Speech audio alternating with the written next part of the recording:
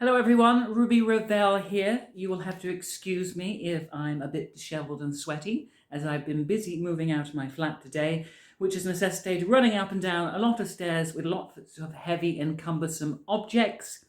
But as we are discussing Venus conjunct Saturn, which necessitates that we put aside our own personal gratification and pleasure and satisfaction for the sake of what is necessary and needful and most demanding to the times, it feels like a relevant preamble to the rest of what I'm going to discuss here. I did want to make a video as well about Mars stationing direct, which it did on the January 12th. However, it's very hard to make a video about Mars direct during Mars direct, because if Mars retrograde often feels like it keeps us locked in this limbo where so much of our life is left on suspense or pause, then when it goes direct, suddenly, it's like we're back in the chariot and everything is happening at once. We're storming down the motorway in a big free-for-all, and honey, I am there right now. I can't even believe I'm actually taking the time to make this video right now, but it may be the only thing keeping me sane. So without further ado, let's discuss Venus conjunct Saturn. Now, Venus and Saturn do not make for the best astrological bedfellows because they have very different modus operandi. If we think of our personal images of Venus, Aphrodite, this beautiful, voluptuous, sensuous goddess who wants life to satisfy her and gratify her emotionally and physically and intellectually and artistically and spiritually in all possible ways. She wants to be fulfilled. She wants life to be a bit more than it is, for the beauty and the pleasure and the joy of everything to be magnified and arranged in such a way that everything balances and harmonizes. In the same way that we can arrange notes to make them sound beautiful, we can arrange words to turn them into poetry, that we can construct a building that is aesthetically pleasing. Venus is all about how we arrange and compose things so that they all come together in a state of mutual support. We think of Venus reclining languidly in her palace, being fed grapes, surrounded by a cornucopia of exquisite plenty, with beautiful art ornamenting the walls, maybe someone serenading her with some especially sensuous music. She's there together with her most beloved people, with all her family and friends who are all exquisitely well dressed. She makes plenty of time for all her lovers and liaisons. And in general, she tries to cultivate a world in which what she dislikes, what she finds unpleasant and ungratifying, is kept at a far distance. She's cultivated her own personal paradise. Now, while she's lying there, just enjoying all the riches of her heart and her senses, in limps grumpy old Saturn. Saturn is not youthful. He is an old man. In fact, very often he is depicted as the Grim Reaper, this skeletonized, menacing old figure who will grant mercy to no one. And he has the experience of time on his side and the awareness that time is the devourer of all things, that whatever was once beautiful, whatever was once fresh and fragrant and vital, will one day wither and decay and become sere and moribund until once again it is fed back to the earth. Saturn exists in that state of understanding the finitude of all things, understanding that everything is finite and must one day come to an end. And when you have that consciousness of looking at the world, of just seeing the potential ending of all things, you develop this very long-term consciousness. So when he comes into Venus's palace and sees all this voluptuous plenty, he tends to regard it very grimly, because he knows that all of these things are transient. He's not interested in what is beautiful, what is ornamental. He's only interested in what is useful and which will help us survive. So if he were to give Venus's palace a renovation, he would say, that needs to go, that needs to go, that's not necessary, that needs to be cut back, you're spending too much on this, you're spending too much on that, you need to be more economical. So Saturn comes along and wants to teach our Venuses restraint, discipline, to put aside the pressing desires and pleasures of the time in favor of long-term considerations, to make those investments which will pay off in the future, even if they might cause us lots of hardship now.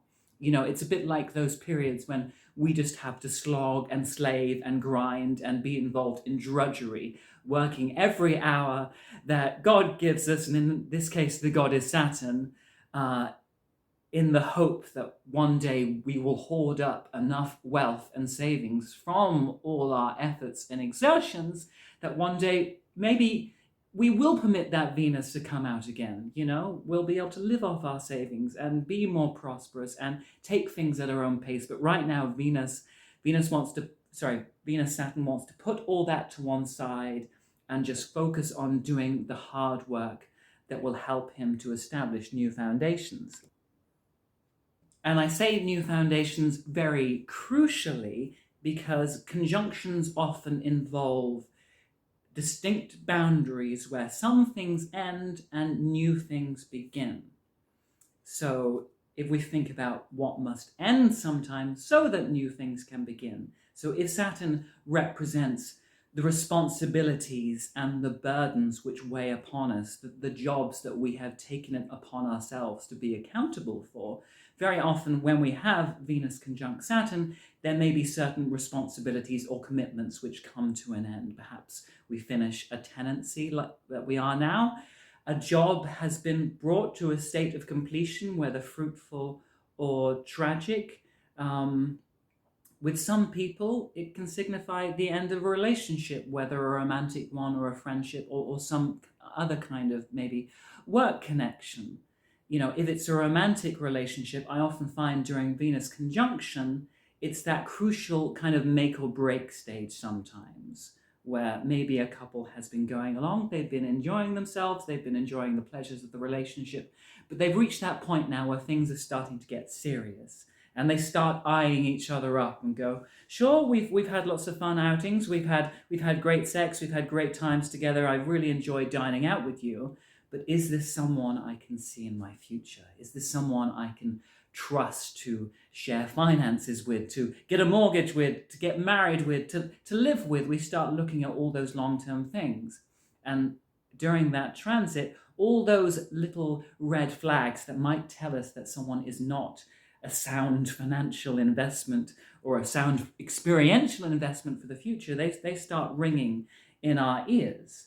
And for some people, it can be that make or break point of saying, you know, I may love you or I may have enjoyed my time with you, but I'm not sure I believe in us as a future item because perhaps we do not share the same values or we are not moving towards the same future, and therefore very sensibly and maturely we have to stake our boundaries and go our separate ways.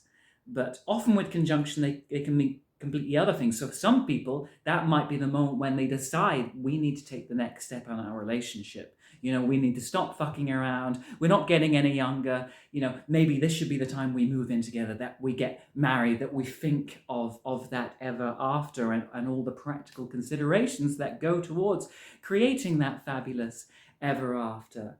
So we're thinking about our long-term commitments. And if anything feels like it won't see out the long term, then now is the time we're going to part with it. Whereas with those things that we feel, yes, this is what I want in the future, I do believe this can work practically. Because that's the thing with Venus conjunct Saturn, is that our emotions and our loves and our desires can feel very lofty. They can reach us up to these heavens, but ultimately we're having an earthly experience, and relationships only work if they have some kind of practical structure that can contain them. And that can be a double-edged sword, Because if we have too much of a reinforced structure, if things become too locked in place, too stagnant, and if they don't allow enough wiggle room of the heart, then that Saturn can actually end up killing and suffocating and stifling the very relationship it is trying to preserve. But also, if it's too loose and too malleable and, not grounded or mature enough, then there can be not quite enough to keep it holding it together. There has to be a shared long-term goal in a relationship to mean that it lasts long-term, and not everyone wants a long-term relationship. In terms of finances and property, this is also a time for economizing and saving. Like I said, Venus Saturn wants to store up its fruits for future times rather than just engorging them now while the flavor is fresh. So this is a time when we start looking at all our outgoing expenses and say, I don't actually need that. I don't need that. Let's start getting rid of those superfluous expenditures that, even if they're little, maybe accrete to me having less money over time. It's also a great time for clearing out objects or possessions that have passed their value, that are just cluttering things up and taking things space, permitting yourself to be a bit more Spartan, getting rid of stuff, taking them to the charity shop.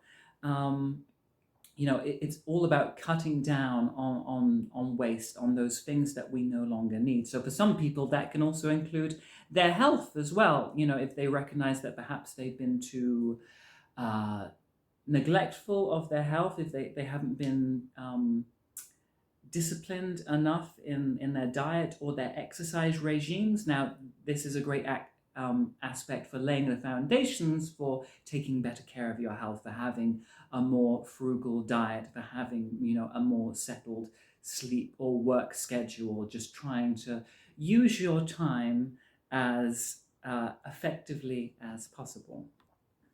Likewise, in the realm of work, this can be a time where if one job or one particular project has been brought to a state of fruition and completion, I often see lots of people start new jobs around Venus Saturn conjunctions, or sometimes move into new properties. It's all about laying new foundations, putting that original kind of base in place upon which you can build later on throughout the year as we have future Venus-Saturn aspects. So Venus conjunct Saturn is a really good aspect for just kind of getting your shit together, making your life more orderly and effective. But it's not often a very enjoyable one because it involves losing. It involves denying ourselves the things that we want and which makes us happy, putting all those things to one side and just hoping that maybe in the future we will see some returns that will enable us to think of those things. So there can be these new responsibilities, these new duties that come into our life, which maybe increase our strength and our maturity, or can be a new source of money, but it can also be something that is demanding more from us, taking away energy that we might devote to ourselves or our own pleasures, and instead having to give that to someone else. So there's an element of self-sacrifice there. Just as when we go to work, we have to put aside our own needs and desires to serve whoever we're working for. That is generally the rule of the day during Venus conjunct Saturn. And one of the most interesting mythological figures who represented Saturn, but also had some Venusian qualities as well, was the figure of Hephaistos, also known as Vulcan in Roman mythology. He was the god of blacksmiths, but he had a very Saturnine existence in that his life was full of trials and hardships, which, though they made him weary and hunchbacked, he did develop these incredible skills and sense of disciplines, because when he was born, he was lame-footed, he was hunchbacked, he was ugly, he was disfigured. And so when he was born, surrounded by all of these beautiful, splendiferous Olympian gods, they thought, who is this misfit? He's not fit to be seen with us. And so his mother was so disgusted at the sight of him for being not pretty and not being Venusian enough that she cast him down to earth. And while he was down on earth, he dedicated all his time there to becoming this exquisite craftsman, this man who could make the most beautiful jewelry you've ever seen, who could make the most ingenious machines. So even though he had all of these disabling qualities that he was born with and came out of such unprosperous and negative beginnings, he was determined to work hard enough that he could get back up that mountain. And you've got to remember that Saturn is the ruler of Capricorn, and it's all about doing that hard work to get to that holy goal that we see upon the mountain. And so he slogged and slaved for his whole life and built these enormous robots and had this amazing laboratory on his secret island where he forged away and worked. And eventually this got the attention of the gods, and they saw his exquisite craftsmanship. They saw the beautiful, very useful things that he could create, and said, well, actually, you know what, Hephaistos, you're all right. Keep making us nice things and we'll let you come back to Olympus. And he even got to be the wife of Venus. However, with Venus loving pleasure and Hephaestus only caring about usefulness, it was not a marriage made in heaven. So even though good things can come out of this transit, it's not a very easy or comfortable one. Anyway, I am tired from moving and lifting heavy objects and from having a very Saturnine time myself, so I will put that there. I apologize if it's a bit rushed and sloppy and not come together. I don't have much time, but I wanted to put this video out there anyway. But if any of you have anything else you would like me to talk about or expand upon further, please send me a message and I will do my utmost to gratify your, again, struggling with that word, to gratify your secret desires.